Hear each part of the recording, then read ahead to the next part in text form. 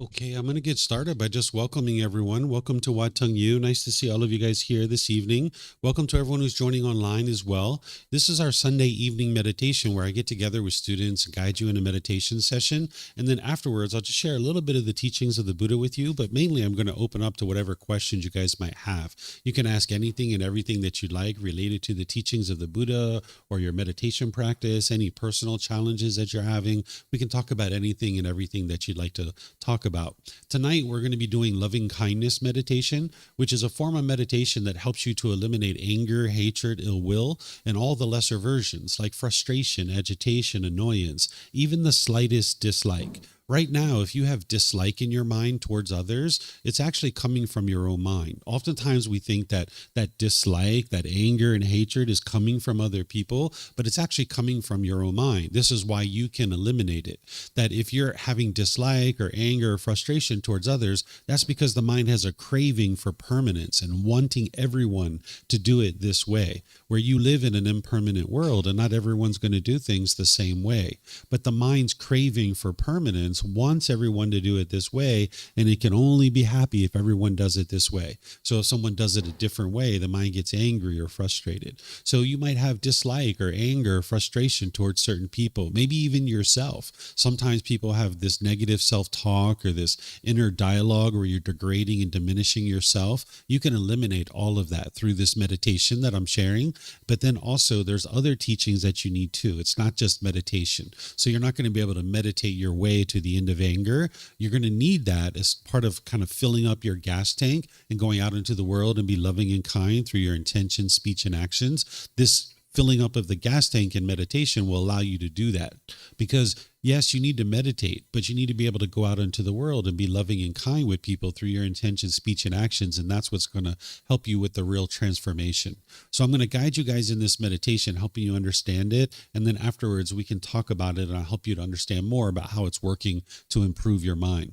So what I'm going to be doing is I'm going to start with some chanting to be able to ease into the meditation. This isn't a rite, ritual, ceremony, worship, or prayer, anything like that. There's none of those kinds of things in the teachings of the Buddha. Instead, we're using it as a way to ease the mind into meditation and get more benefit out of the meditation itself. So if you'd like to chant along, you're welcome to. There's chants over there on the cabinet. You can get the laminated sheets and actually chant along if you'd like. After the chanting, we're going to be in the meditation where I'm going to be guiding you in a breathing mindfulness meditation. And then we're going to have a kind of a brief period of quietness where we're all meditating, just focusing on the breath. And anytime the mind moves off the breath, we'll cut that off and let it go and come back. But then I'm going to come back in with some more guidance where I'm going to be doing these phrases where I'm going to help you understand the loving kindness meditation by essentially guiding you in it and instructing you in it while we're actually doing it. So you're going to hear me say things like, may I be peaceful. And when you hear that, you would like to repeat it in your mind on the out breath. And then you're going to hear me say things like, may I be safe. And again, you repeat that in your mind on the out breath. May I be well, and may I be free of all discontentedness. Then we're going to go to expanded rings where we're going to go wider and wider and wider. You're going to hear me say things like, may mom and dad be peaceful, safe, well, and free of discontentedness. This isn't a prayer. It's not trying to change mom and dad. It's not sending mom and dad loving kindness. Instead, what this is doing is it's rewiring your mind to be loving and kind so that now when you're around mom and dad, you can be loving and kind. Oftentimes people think that when they have anger and hatred and bitterness and hostility in a relationship, that it's coming from the other person. And you might think that the way to get to better relationships is to change the other person. But the way that you get to improve relationships is you need to change your own mind. By improving your own mind, this is what's actually going to improve your relationships. So this rewiring of the mind is occurring through these phrases that you're saying in your mind, where you can think things like, may mom and dad be peaceful, safe, well, and free of discontentedness. And we're going to go to these other rings until eventually we get to all beings. And then we're going to go back to breathing mindfulness meditation. And then we're going to come out with the chanting. And then that's where I'll share a bit of the teachings with you guys, helping you guys to understand more about what the Buddha taught. So if you'd like to join along in the chanting, you're more than welcome to do that. And then after the chanting, I'll come back in with the guidance to be able to help you guys.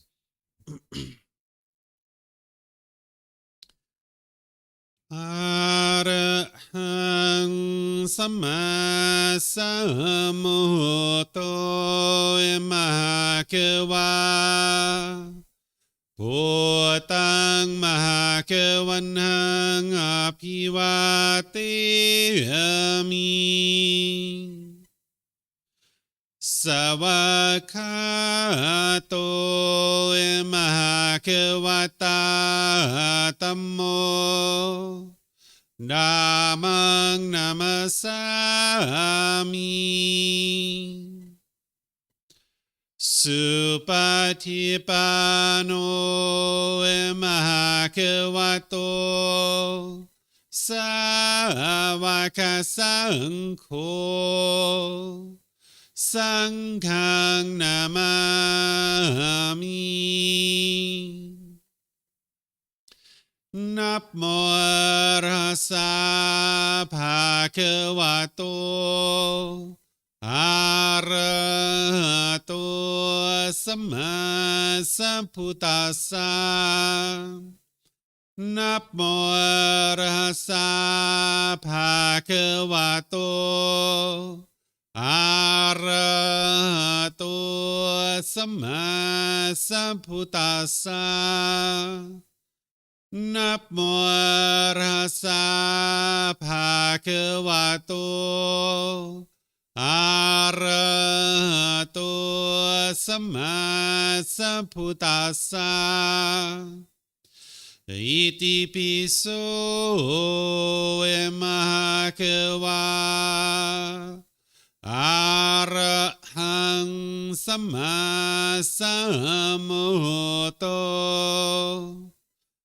วิชาจารณังสัมมุโนสกาโตโรกาวิตุอนุเตโรปุริสาดามาสติสัตตาตาวามนุสนังพุทโธภะคะวะติ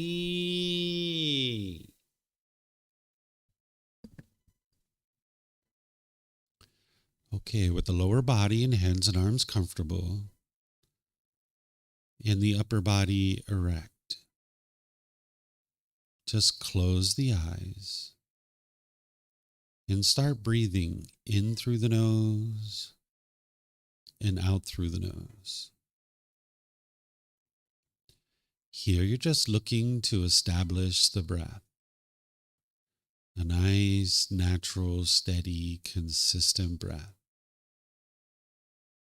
Not forced or controlled. Just a gradual inhale through the nose, experiencing the full breath. And then whenever you're ready, exhale out through the nose. Breathing in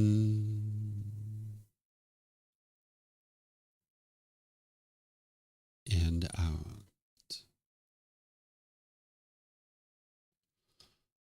Breathing in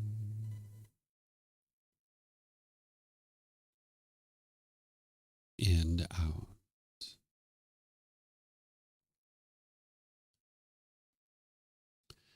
Your breath may not match up with the guidance that I'm providing, and that's okay. This is your practice. I'm just here for guidance. You can use this voice as a reminder that whenever you get to the next inhale, breathing gradually through the nose, developing a nice, natural, steady, consistent breath. And then whenever you're ready, exhale out through the nose, experiencing the full breath. Breathing in and out.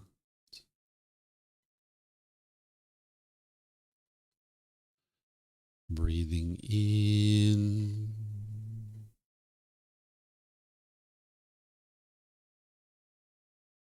and and out.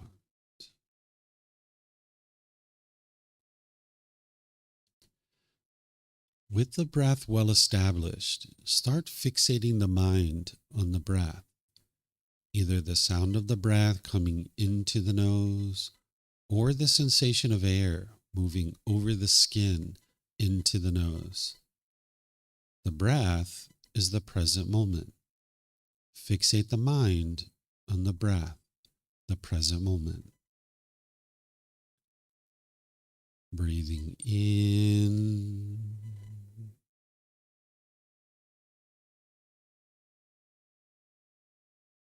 and out.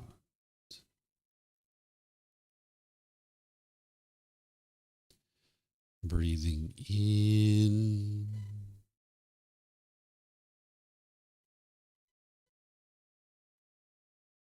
and out.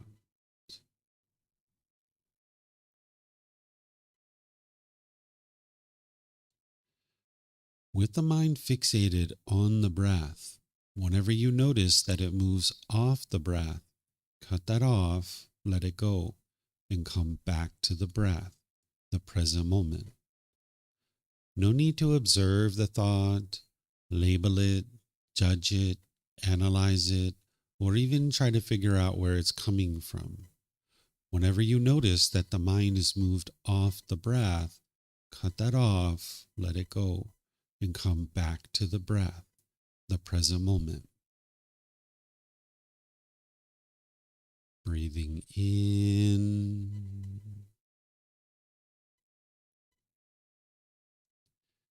and out.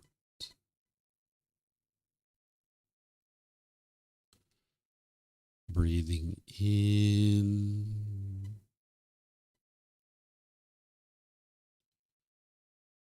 and out.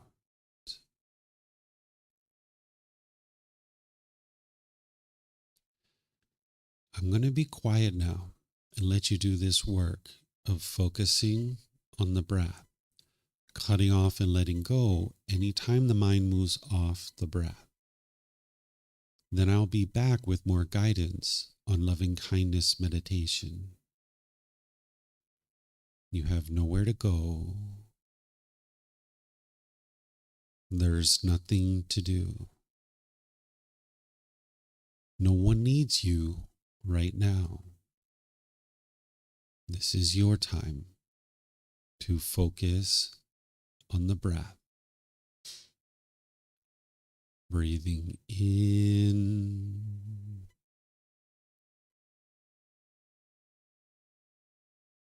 and out.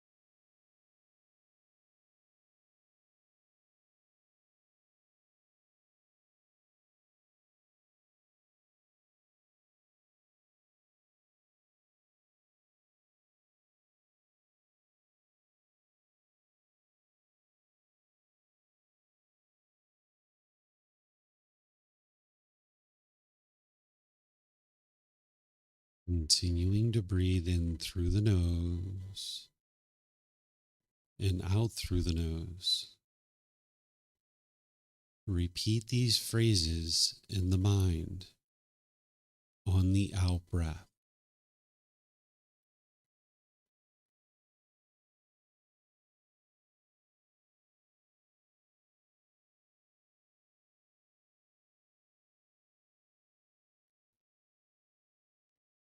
May I be peaceful.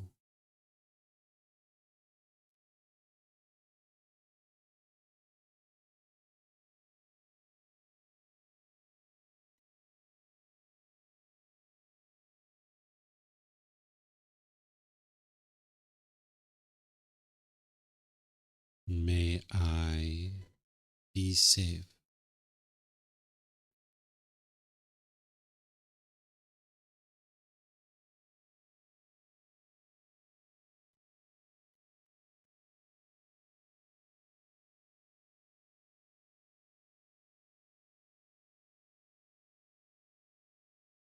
May I be well.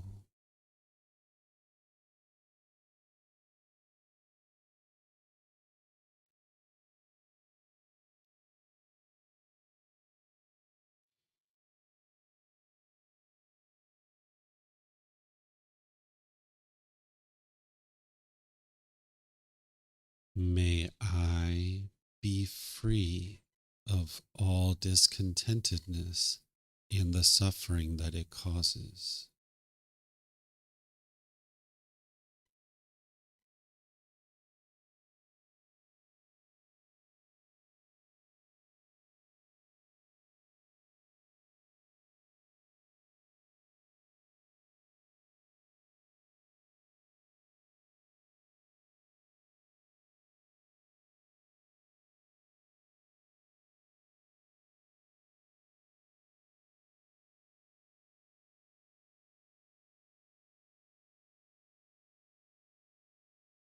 May mom and dad be peaceful.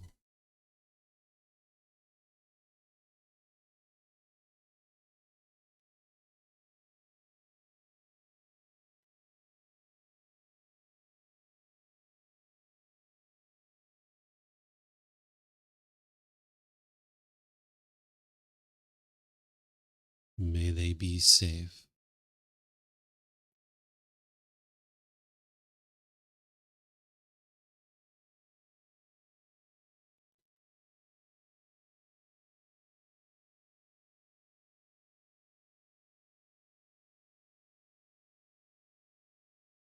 May they be well.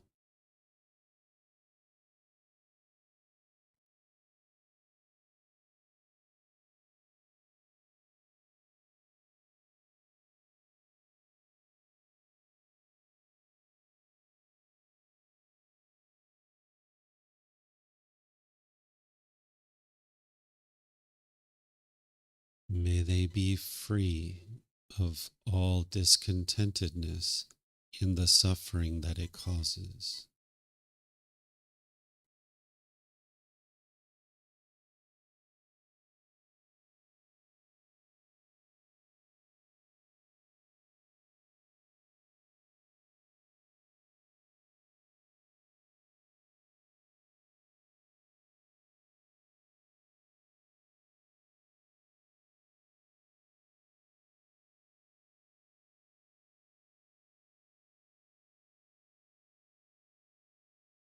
May my family, friends, co-workers, and neighbors all be peaceful.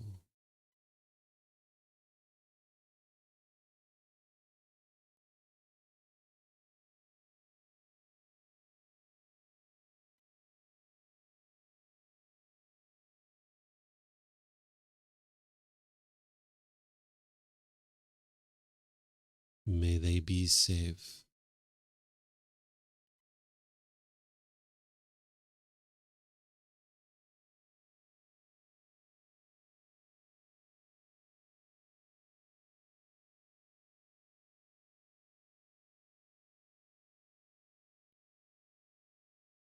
May they be well.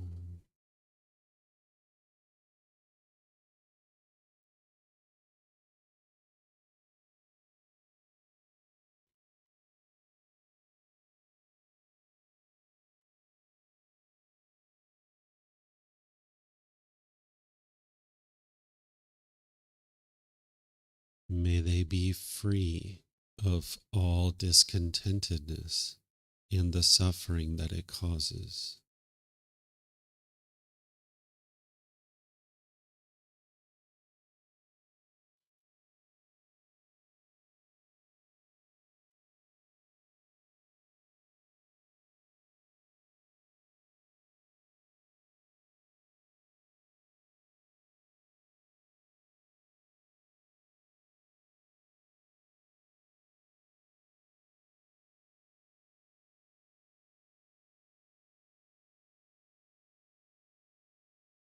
May all those who have caused me harm be peaceful.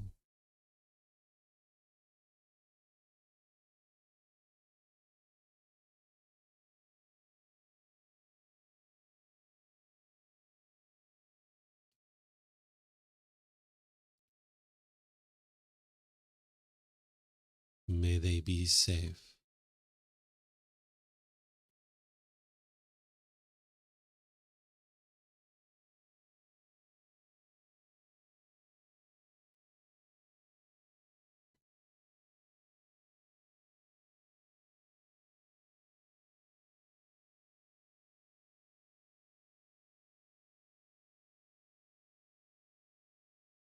May they be well.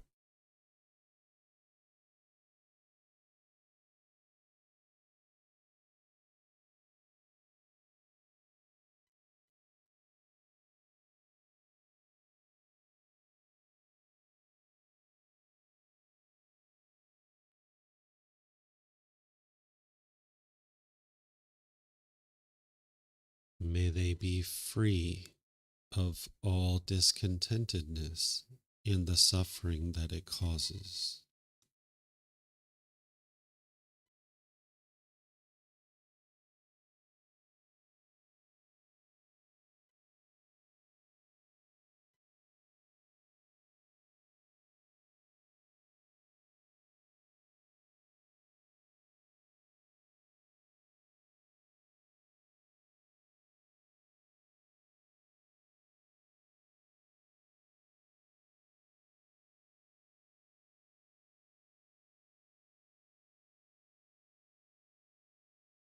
May all those who I have harmed be peaceful.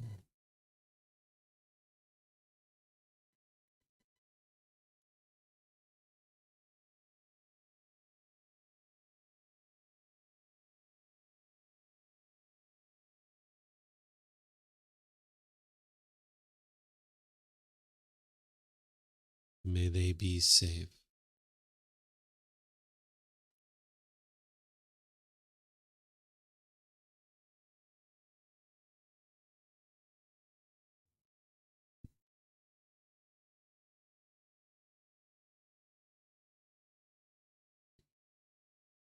May they be well.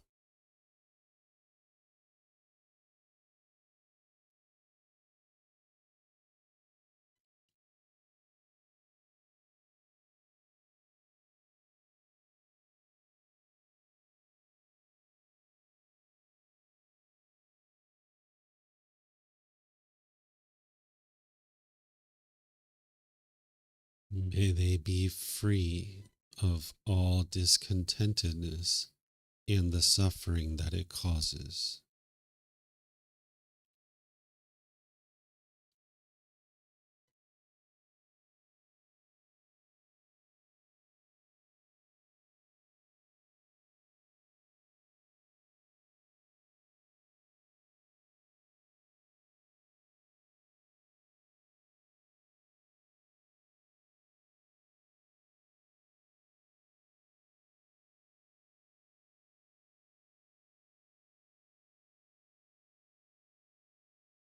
May all beings, wherever they reside, be peaceful.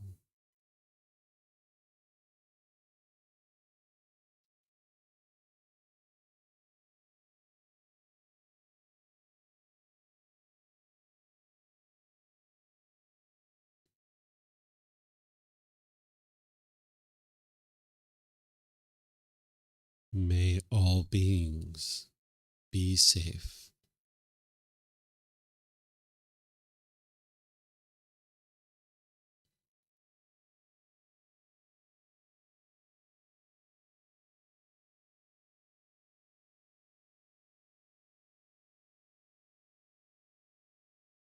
May all beings be well.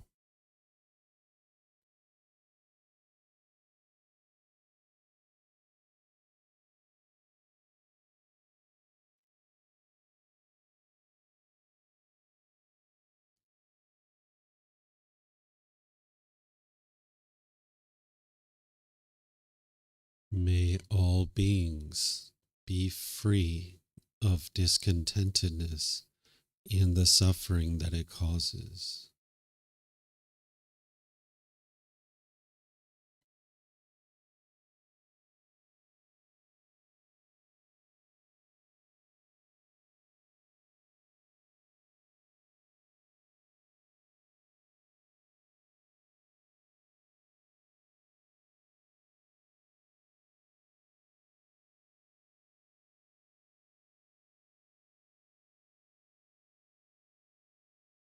Now return back to breathing mindfulness meditation, focusing on the breath, cutting off and letting go anytime the mind moves off the breath.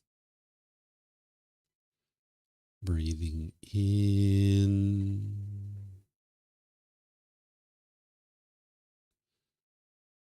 and out.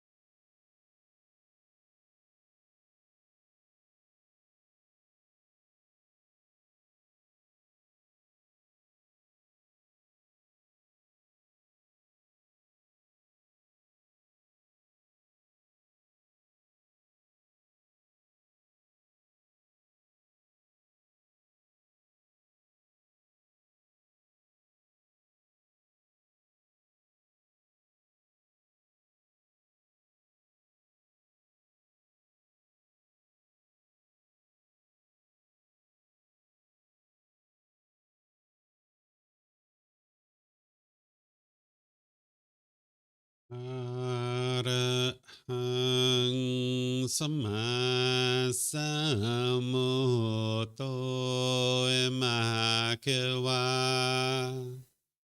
พุทธังมหาเขวันหังอภิวาเทมิสวากขาโตมหาเขวตาธัมโมธัมมังนามัสสามิสุปฏิปันโนมหาเขวโตสาวกสังโฆ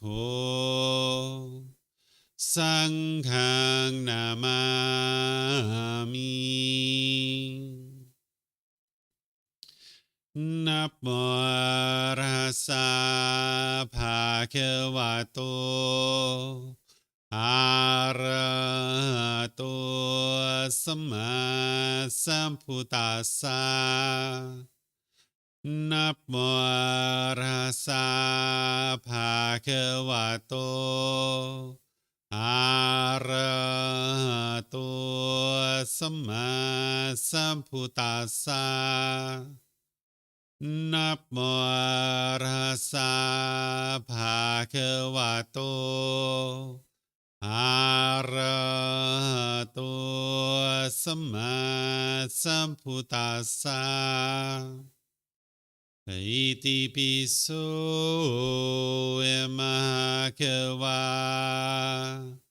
อะระหังสัมมาสัมพุทโธวิชาจารณังสัมมุโนสกาโตโรกาวิตุ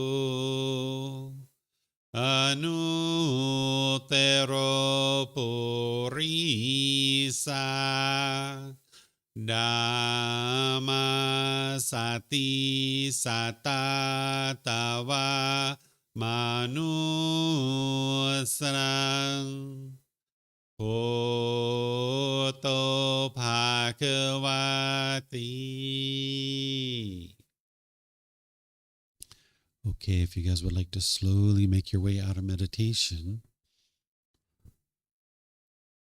Once again, good evening to all of you guys. Nice to see everyone here. Welcome. Welcome to everyone joining online as well. This is called loving kindness meditation. This is a meditation that you're going to need in order to build up your loving kindness in your mind and then be able to go out into the world and be loving and kind through your intentions, speech, and actions. This is what's going to help transform your mind and transform your relationships. If you have a certain amount of bitterness or harshness or hostility in your mind, this is actually coming from your mind itself. Oftentimes people think it's coming from other people, but it's actually coming from the mind itself. It's impossible for someone else to insert a feeling into your mind. What's happening is the mind has craving, desire, attachment. The mind is longing, yearning, wanting things to be a certain way, expecting things to be a certain way. The mind is craving permanence in the unenlightened state where it wants things to be a certain way. And it can only be happy when it gets things this way. And when things aren't going that way, the mind is experiencing discontentedness like anger, sadness, or frustration. There's certain painful feelings that the mind experiences because the mind's cravings, desires, attachments aren't getting met. The mind is craving permanence in the unenlightened state while the world is full of impermanence. It's constantly changing. So you need to be able to see this in order to be able to transform your mind. Because as long as you go around the world thinking that it's other people that are causing your feelings, you'll never actually be able to transform your mind. So this is a meditation that you're going to need in addition to all the other tools and techniques that the Buddha shares that's going to help you to completely transform your mind. There's a core central teaching called the Eightfold Path, which is what the Buddha teaches to be able to guide you in training your mind to be able to get to the point where it's actually enlightened. What enlightenment is where the mind's completely peaceful, calm, serene, and content with joy. By the time you get to enlightenment, all the anger, sadness, frustration, irritation, annoyance, guilt, shame, fear, stress, anxiety, loneliness, boredom, shyness, resentment, jealousy, all of that is eliminated from the mind because you've removed the causes and conditions that are producing it. So meditation is an important part of this, but there's other things you need as well. And as you uproot the causes and conditions that are producing these discontent feelings, you'll notice that the mind becomes focused. You'll have concentration, clarity, and deep memory because your mind will be performing optimally. When you have these pollutions in the mind that the Buddha discovered, your mind's going to lack focus, concentration, clarity, and memory. And by the time you get to enlightenment, all your personal and professional relationships will really be blossoming because in the unenlightened state, you have a certain amount of bitterness and harshness and hostility that's coming out. And like I mentioned, people typically think it's coming from the other person when in reality it's coming from your own mind and it's damaging your relationships. Whenever you put out that bitterness and harshness and hostility, it's just coming back to you. Sometimes people think that the way to solve your relationship issues is to try to change the other person, but that's never going to work because you can't change other people. You can't create a situation where 8 billion people in the world have agreed to do things your way. So as long as your mind is craving this permanence and wanting everyone to do it this way, when someone does it differently than that, your mind will be angry or frustrated or some other discontent feeling. By the time you get to enlightenment and you've completely transformed your mind, you won't even experience a bad mood anymore, that it's physically impossible for you to experience a bad mood. So this breathing mindfulness meditation is what we did on the way in to be able to kind of prepare the mind where you're focused on the breath. And anytime the mind moves off the breath, you cut that off and let it go and come back to the breath. But then we went into those phrases where we were saying, may I be peaceful, my parents, my family, things like that. This is the loving kindness meditation where you're doing these phrases. And I did phrases that apply to everybody because I'm guiding all of you guys in a meditation. But in order for you to get the most benefit out of this meditation, you're going to need to customize it for your specific needs. Where you might start with I, that's the best place to start, where you have loving kindness for this being who you are, because oftentimes people don't even have loving kindness for themselves. They have this inner dialogue where you're being degrading and diminishing to yourself. So you like to start with I. Then you like to go to like a ring or two of people you already have loving kindness for. That's why I use mom and dad and friends and family and stuff like that. You'd like to bubble up that loving kindness, that genuine interest in seeing all beings be well. Then you like to go to like a ring or two of people maybe you're more neutral about, maybe like coworkers and neighbors. You don't exactly hate these people, but you don't exactly love them either. You're kind of more neutral about them. So this will kind of help bring up the loving kindness and then bubble over into that group.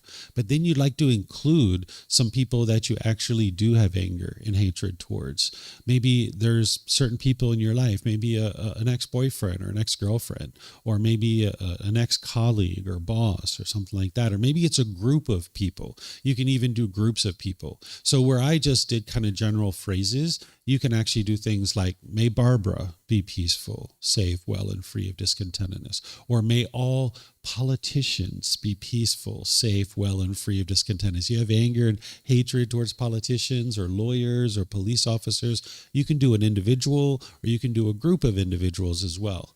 And eventually you'd like to be able to get to all beings where you haven't left anybody out.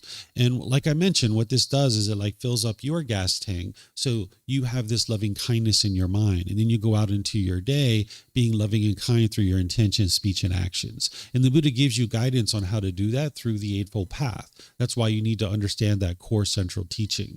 You wouldn't be able to just meditate your way to the end of anger. You're going to need to actually go out into the world and be loving and kind through your intention, speech, and actions. So even though this isn't possible, let's just say somebody was like meditating for 23 hours a day, but then they went out for an hour a day and they were being bitter and harsh and hostile to people. They're not anywhere close to enlightenment because they have that bitterness and harshness and hostility in their mind. And like I mentioned, as long as you're putting that out, it's just going to keep coming back to you. So you would like to get to a point where you can be loving and kind with all individuals. But you'll find this to be the most difficult with people that you're closest to. Your parents, your siblings, your life partner, your children, people like this, because that's where you have the most craving. You have the most expectations. You want those people to be a certain way. The mind is longing, yearning, and craving for them to be this way. And when they're this way, you like them and you feel happy. But when they're not that way, you're angry or frustrated at them because they're not doing things the way that the mind craves. So you need to train your mind to let go. That's what the breathing mindfulness meditation is good for. And there's other tools as well to help you with that. But then you need to also eliminate the anger and the hatred and the ill will to the point where you don't even have the slightest dislike towards another person. If there's dislike in your mind, it's because they're not doing things your way. When people do things your way, the mind likes those people. But when they don't do things your way, then you dislike them. But you need to be able to understand that the world is impermanent and everybody does things differently, right? And that's just the way the world's constructed. But the mind craves permanence in the unenlightened state. So these two meditations combined will help you, but you need other tools besides this. I recommend that you do this loving kindness meditation in the morning. It's really helpful because it kind of fills up your mind, and then you can go out into the world and be loving and kind through your intention, speech, and actions. And that doesn't mean you couldn't do it in the middle of the day or in the evening, because you surely could, but it's really helpful as kind of like a general kind of routine to be able to do this in the morning. But if you get a phone call at 2 p.m. and you feel this anger and frustration coming up, you could do this meditation, right? Or in the evening or something like that. So let me just pause here and see if you guys have any questions on this meditation, or if there's anything else you guys would like to talk about, anything related to the teachings of the Buddha, or anything you're seeing here in Thailand, any personal challenges you guys are having. If you guys would like to ask questions, let me know. You have a question? Yeah, if you could get a microphone here in the white bowl, this will help the people in line to be able to hear you. You just press the gray button and then they'll be able to hear you. Yeah. Yeah. And when you say that about the feelings, and I think that it's a bit individualist to think that all my feelings are like mine, and it's like I'm not connected with my around.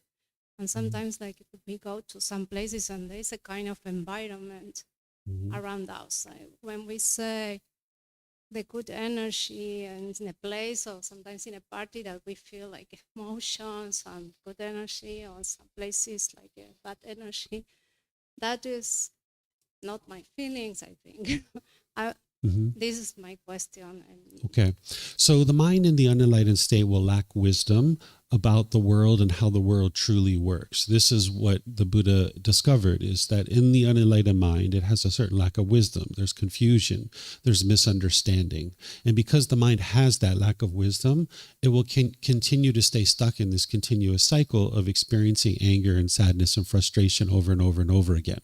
So when we talk about awakening to enlightenment, or to be awake, what we mean is to cultivate wisdom about the natural laws and how the world truly works. And when you do that, you can see true reality of what's really, truly happening. So when you lack wisdom and the mind doesn't understand true reality, it'll struggle and it'll have difficulties. So one of the first things that a student learns on the path to enlightenment is something called the Four Noble Truths. I'm just going to show you here kind of like a beginning kind of summary of the Four Noble Truths. Takes me about 45 minutes to an hour to really teach all that you need to build up to this. But this is where you can penetrate in to be able to see that it's your own mind that's causing these feelings. So the Buddha explains in the First Noble Truth the problem that each unenlightened being is experiencing, the discontent feelings. What discontent feelings are these conditioned feelings, that you experience conditional pleasant feelings, painful feelings, and neither painful nor pleasant. That based on some condition, you will then experience a feeling. So for example, if it's sunny outside and you get really happy, that's conditional happiness. That based on the condition that there's the sun, you get really happy and excited. But the problem with that is that you're basing your inner feeling on some external condition, that the mind is craving and longing, yearning for the sun, and the mind can only be happy when it's sunny. So that means when the sun goes away and it's raining, you'll experience frustration or sadness or some other discontent feeling. It's not the sun that's causing that. It's the craving, desire, attachment. What craving, desire, attachment is the mind's longing, yearning. It's pulling towards the direction of the objects of its affection. It's wanting and expecting things to be permanent, when in reality, The world around you is constantly changing. So it's not the outside world that's causing these feelings. These feelings are a problem because when the mind is experiencing conditional feelings, your mind goes up and down and up and down and up and down. It's only a matter of time before you become agitated or frustrated about something. And when your mind is in that discontent state, it's shaken up, it's unsteady, it's uncalm, and you make unwise decisions and you experience unwholesome results. So the Buddha brings your attention to what's causing these feelings, because once you understand what's causing them, then you can actually fix it. But if the mind doesn't have the wisdom to understand what is causing it, you'll never actually be able to fix it. So in this second noble truth, the Buddha helps you to see that the discontentedness is caused by the mind's craving, the longing, the yearning, the wanting or expecting things to be a certain way, and the mind's craving permanence while you live in an impermanent world. So when you go into a certain environment, since you used that example, it's not the environment that's causing you to experience any discontent feeling. If someone walks into an environment and you feel angry or frustrated or sad, it's because the mind's craving for that environment to be a different way other than it actually is.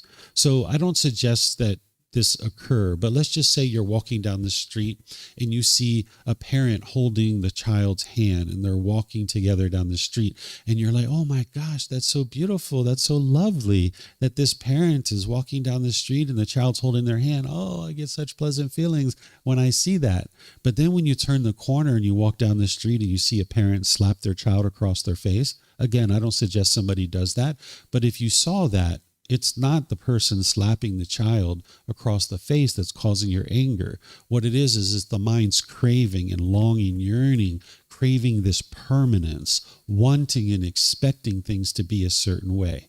Now, it would be lovely if everybody was kind and warm and loving and respectful in the world, but that's not the world we live in. We live in an impermanent world. And if you can only be happy when people do things your way, then that means your happiness is shrinking.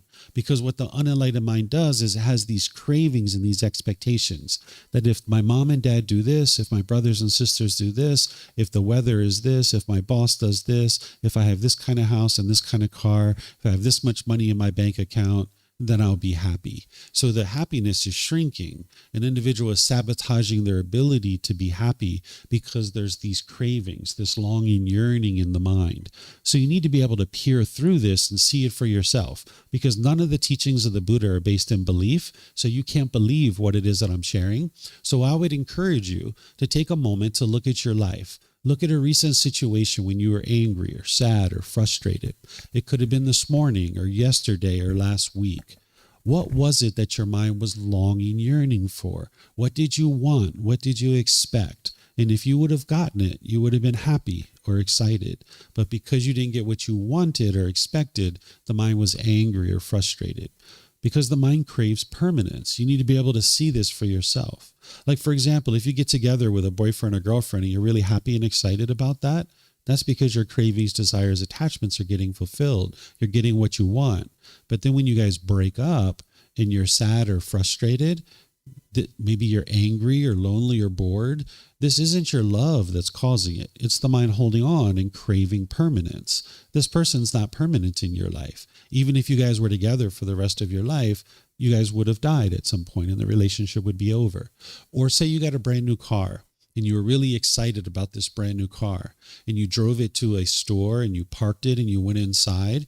And then when you came out, you see a scratch on your car. If you get angry and frustrated there, it's not the scratch that's causing that. It's not the person who scratched your car.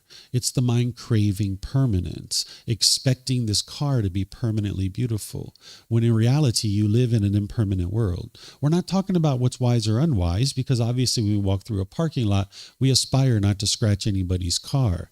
But the fact is that this car is going to get a scratch. It's only a matter of time. The paint's going to fade. The tires are going to need to be changed. The upholstery is going to get ripped and torn. And if you can only be happy if this car is beautiful, you're limiting your ability to be happy. You're experiencing conditional happiness. What the Buddha is guiding you to is unconditional happiness, where you can always be happy. But you can't do that as long as your mind is experiencing conditional feelings. So I'm sure in your mind you firmly believe that it's the outside world that's causing these feelings. But you got to be able to look inward and see it for yourself through your own life and your own life experiences, that you can see whenever things are changing in your life, that's the most difficult times for you. That's one way to say this, is that the mind craves permanence. But another way to say it is that the mind does not like impermanence. It doesn't like change. When your job was changing, when your living locations were changing, when your relationships were changing, those were the most challenging times for you in your life, because the mind doesn't like change in the unenlightened state. Even though you were the one making those decisions, the mind doesn't like it, because there's the body and there's the mind, and then there's the person. The combination of these two things is called the person. So the person might have decided, hey, we're going to change jobs. But now the mind is very fearful, right? Because it's holding on to the old job. It's fearful to go to this other job. Or the person might have decided, we're going to move to a new location. We're going to move to a new city. But the mind might have been scared and having anxiety and stress about that, because it was holding on to that old location. So whenever things are changing in your life, that's a time that you'll find it to be the most difficult. So if you can see this, then you can see true reality. And when you see true reality, then you can actually apply the solutions that the Buddha taught and actually fix it. And that's the beauty of the teachings of the Buddha, is that as you apply his teachings, you actually see the improvement to the condition of your mind in your life. But oftentimes the mind doesn't want to hear that it's your own mind that's causing these feelings. The mind has ego and arrogance, thinking that I'm right and everybody else is wrong, and it doesn't want to look inward to be able to see true reality, that it's the mind itself that's causing these feelings. The mind almost enjoys being in this lack of wisdom, because then the mind can blame everybody else for the feelings that it's experiencing. Because when you don't understand the second noble truth, that it's your own mind that's causing these feelings, what the mind will tend to do is it'll push people away, or it'll push a situation away. This might be what you've done. This is called aversion, where you push away friends or family out of your life, thinking that that's going to solve the problem. But you can see that that doesn't solve the problem, because when you push people away, you still get angry, you still get frustrated. If they were the true cause of your problem, when you push them away, you'd be peaceful and joyful from that point forward. Or the second thing you'll do when you don't understand the second noble truth is you'll be bitter and harsh and hostile to people through your intentions, your speech, and your actions. It's almost like an animal growling and roaring at another animal, trying to fear that person into doing things your way. Or the third thing you'll do when you don't understand the second noble truth is you'll tend to put your expectations on people and try to pressure them to do things a certain way. And the mind, as long as you're doing this, you won't actually live harmoniously with all beings, because you'll just keep pushing people away, being bitter, harsh, and hostile to them, or putting expectations on them. But there's a solution for you, and that's what the Buddha figured out. And people might actually be doing this to you too, where they're pushing you away. They're being bitter, harsh, and hostile to you, and they're putting expectations on you. But you can transform this where you don't experience this any longer, and you can be harmonious with all people. But it starts with being able to see that it's your own mind that's causing these feelings. And this is actually called right view. This is part of the very first teaching that the Buddha shares, because if an individual has what we call wrong view, they will blame other people for the feelings that they experience. But it's physically impossible for someone to insert a feeling into your mind. It's impossible for this to occur. But like I said, you need to be able to see it for yourself. So if you guys have questions where maybe you've had some situation that has occurred and you firmly think that it's other people that are causing these feelings, let me know. I've had plenty of people over the years that have had questions, and I can show you how it's your own mind. One time I had a student contact me and they were like, David, I need your help. I said, okay, what's going on? They said, I know you teach that it's my own mind that's causing these feelings, but I'm sure it's my wife. And I said, okay, what's going on? They said, well, I went to work the other day and my house looked beautiful. And when I came home, she had a craft project all over the house. And when I got home, I got angry and I got frustrated. How did my mind cause these feelings of anger and frustration? She's the one who messed up the house. Didn't she cause me to be angry? And I said, no, it was your own mind. Your mind was craving permanence. You had the expectation that your house was going to look exactly the same when you came home as when you went to work. And that's not possible. All you're experiencing is change, that things have changed. But the mind is craving permanence. So if you relate this to your own experiences and what you experience on a day-to-day basis, every single time you've ever been angry, every single time in your entire life when you've been frustrated or irritated, it's been your mind the entire time. It's not about blame or fault. It's none of that. It's just about seeing true reality so that you can actually fix it. Right? I'll give you one more example and then I'll see what other questions you guys have. Think back to when we were children. We would go to our mom and dad and we would say, Mommy and Daddy, can I have chocolate and ice cream? They said, sure, here you go. Here's your chocolate and ice cream. Ah, thank you, Mommy and Daddy. We're so happy we got that chocolate and ice cream, right? You're the best Mommy and Daddy ever. And then the second day came around. Can we have chocolate and ice cream? Sure, here's your chocolate and ice cream. Ah, thank you, Mommy and Daddy. You're so great. We're so happy, right? We were getting what we wanted. But the third day came around and we said, Mommy and Daddy, can I have chocolate and ice cream? No, you can't have chocolate and ice cream. You're the worst mommy and daddy ever, right? This was our craving. Our craving wasn't getting fulfilled. We were craving permanence. We wanted that chocolate and ice cream, and we could only be happy if we got it, right? So ever since we were born, the mind's been doing this. But what you can do is you can cultivate the wisdom to see that it's your own mind, but you need to be able to be willing to look at it because, like I mentioned, there's oftentimes ego in the mind, and it doesn't want to look at it. It wants to continue to believe that it's your own, that it's other people that are causing these feelings. But the problem with belief is you don't know what's true or false because you're just believing it because somebody convinced you to believe it or you convinced yourself to believe it. But when you look and peer through it, through independent verification, you can actually see true reality that it's your own mind that's causing these feelings. And now you can actually fix it. But you need to be willing to look at it and see that truth for yourself. So I know that was a long answer, but it really is needed so that you can see with wisdom that it's the mind itself. But if you're having trouble seeing it, just let me know. I'll help you to see it with examples from your life or other parts of the world. We can talk about these things. Mm-hmm. Sure. Mm-hmm. So sometime before talking with some friends, we were talking about some feelings that we couldn't put any name because there were no anger, there were no sad. I'm having a little bit of trouble hearing you. So we were talking about with some friends about feelings that we couldn't put it in any name. Like it was not anger, it was no sadness, it was feelings that we didn't know. Then I remember she told me that there are some feelings that comes from the body. Like, for example, perhaps if something is wrong, accordingly with some scientifics, because she's in science, so that they say that there are feelings, if there is something wrong in your body, that it comes from the body, the feelings. Okay. I mean, that is something that perhaps before there was no knowledge about that, but because those feelings, we couldn't put it in any name with this. Yeah. So it's not possible for the body to have any particular feeling. There can be painful sensations that the body experiences, but in terms of feelings, those are all occurring in the mind. There's the physical body, which is like the physical structures, like the muscle tissue, the bone, the organs, things like that. And then there's the mind, which is non-physical. The brain is part of the physical body, but the mind is non-physical. You can't point to it. You can't touch it because it's non-physical.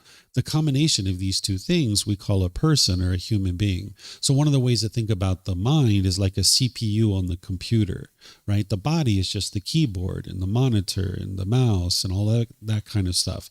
Those things can't work if it's not for the CPU of the computer. The same thing is true about this being who you are, is that there's the mind, which is like the CPU. The mind is the boss. The body is the employee. It's just following along with whatever the boss wants to do. If the mind's like, hey, I would like to get up and go to the bathroom, and that's what the mind decides, then the body's just going to follow along because the body's the employee, the mind is the boss. So it's impossible for the body to have any particular emotion or feeling. You need to be able to peer into this and see yourself, because it sounds like right now you're believing what other people tell you, and that's really unwise, because then you won't be able to see the truth.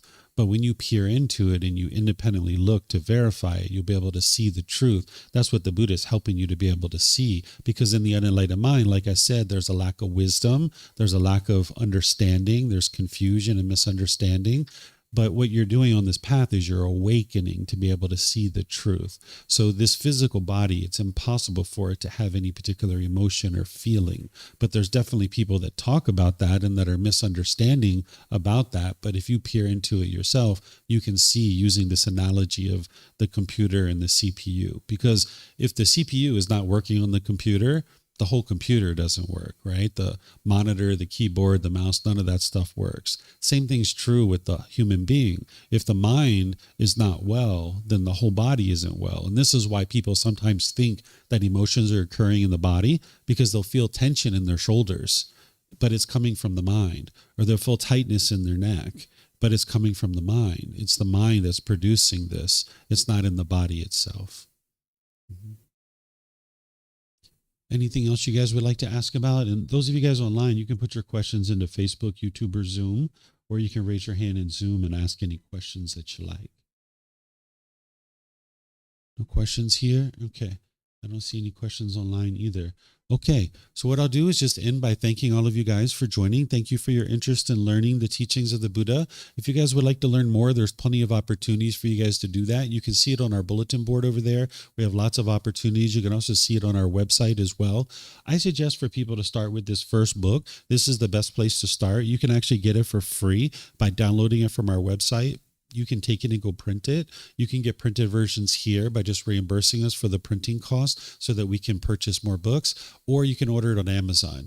And then each Sunday I go chapter by chapter, helping students to be able to understand this. So it's Sunday morning at 9 a.m. and Sunday night at 9 p.m. I go chapter by chapter, helping students to understand. So this evening at 9 p.m. I'll do breathing mindfulness meditation with students, and then I'm going to give a talk on chapter 18. Chapter 18 is titled God's Creative Actions, You Have Free Will.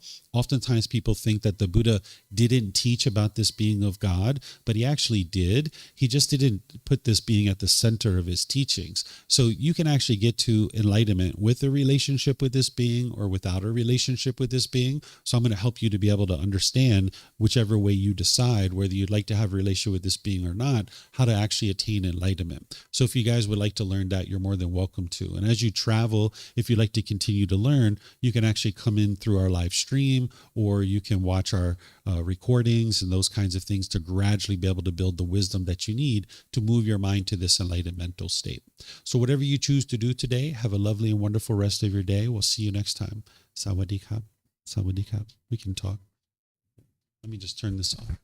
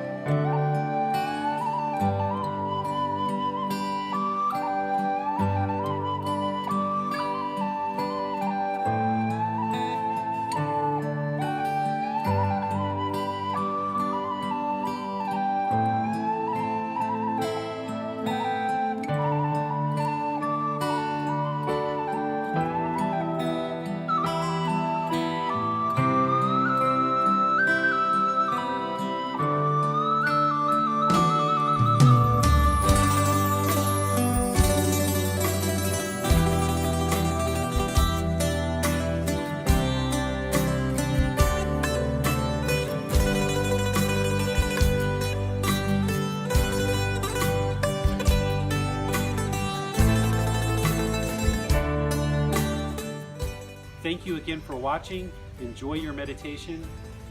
Look forward to seeing you online and answering any questions that you might have. Thank you so much.